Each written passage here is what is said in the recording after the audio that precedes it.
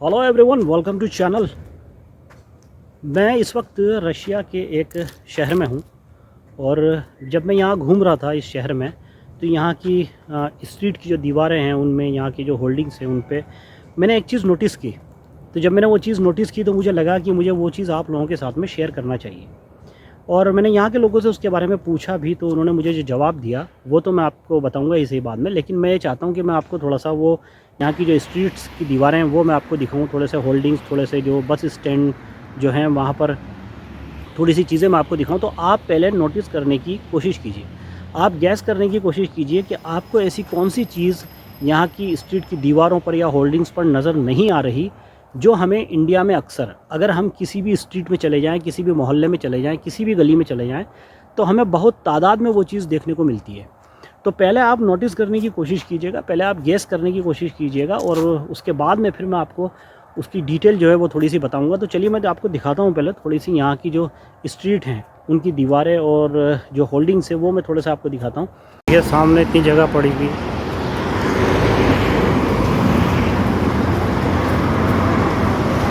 यहाँ पर भी कहीं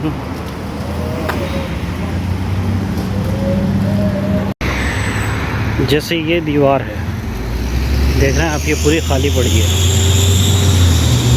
सोचिए कि अगर अभी ये दीवार इंडिया में हमारे वहाँ किसी शहर किसी मोहल्ले में होती तो इस पर सबसे ज़्यादा क्या चीज़ आपको मिलती। जैसे ये पूरी दीवार आपको नज़र आएगी, देख लीजिए।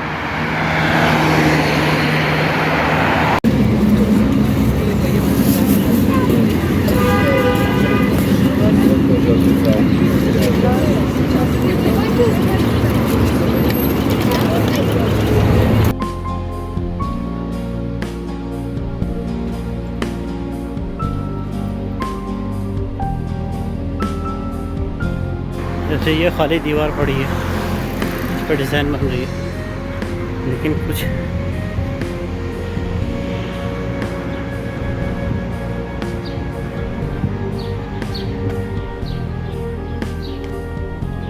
ये देखिए आप, ये इतनी बड़ी दीवार खाली पड़ी है, ठीक है ना। अभी अगर ये दीवार अपने वहाँ होती ना तो इस पर बहुत शानदार तरीके से वो चीज़ होती। मुझे नहीं पता कि अभी तक आप गैस कर पाए हैं या नहीं, लेकिन अगर नहीं कर पाए हैं तो कोशिश कीजिए, और कर पाए हैं तो कमेंट्स बॉक्स में लिखिए कि आपने उस चीज़ को पकड़ लिया। अब जैसे इस पे देखिए आप, इस पे स्ट्रीट आर्ट बना हुआ है, कुछ ऐड भी लगे हुए हैं, ये पम्पलेट लगा हुआ है, ये लगा हुआ है,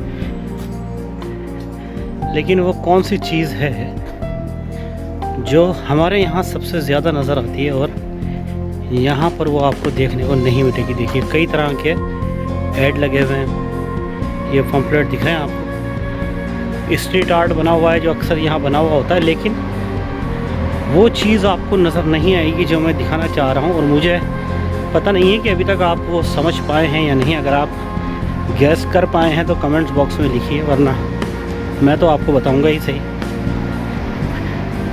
ये देखिए पूरी इस पर इतनी बड़ी एक वॉल है ना, बीच में वॉल से क्या एक पार्टीशन है बीच में उधर, क्योंकि रोड है तो इधर ये पार्टीशन है, इस पर सब कुछ है, लेकिन ये देखिए वो एक पम्पलेट वो,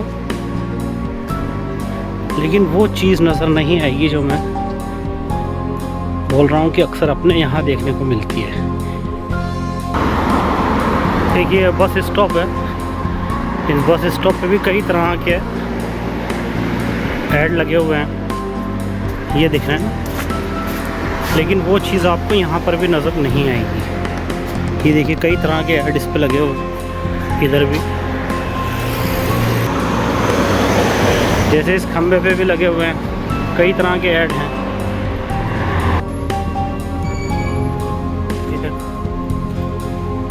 और इधर लगा हुआ है,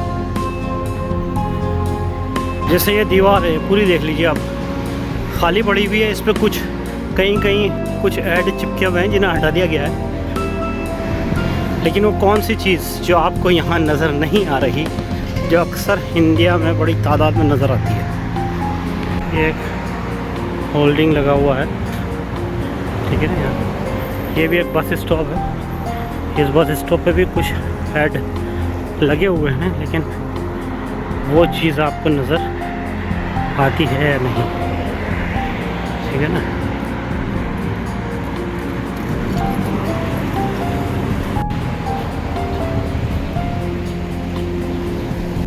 ये देखिए, जैसे ये दीवार है, ठीक है ना।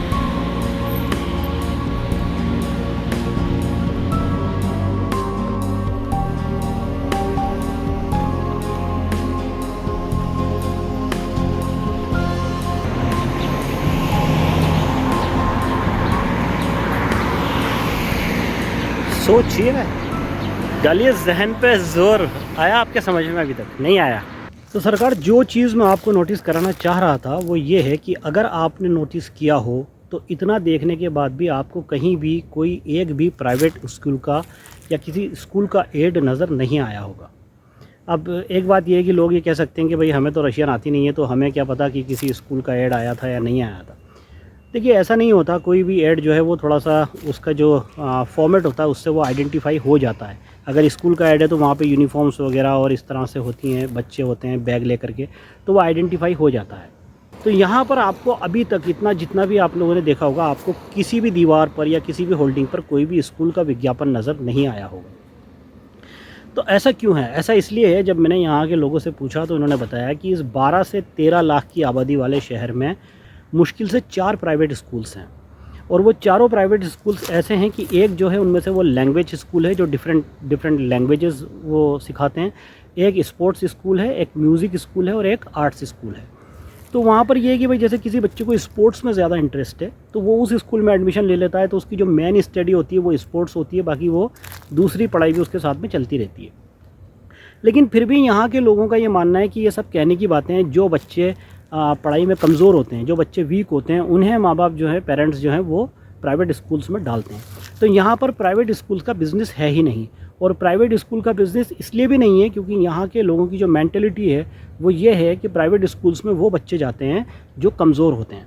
बस ये चीज़ मैं आपको एक दिखाना चाह रहा था। तो हो सकता है कि शायद हमारे यहाँ भी हम ये मेंटलिटी बनाना शुरू करें कि गवर्नमेंट स्कूल्स पे भी अगर ध्यान दिया जाए तो गवर्नमेंट स्कूल्स में भी पढ़ाई अच्छी हो सकती है।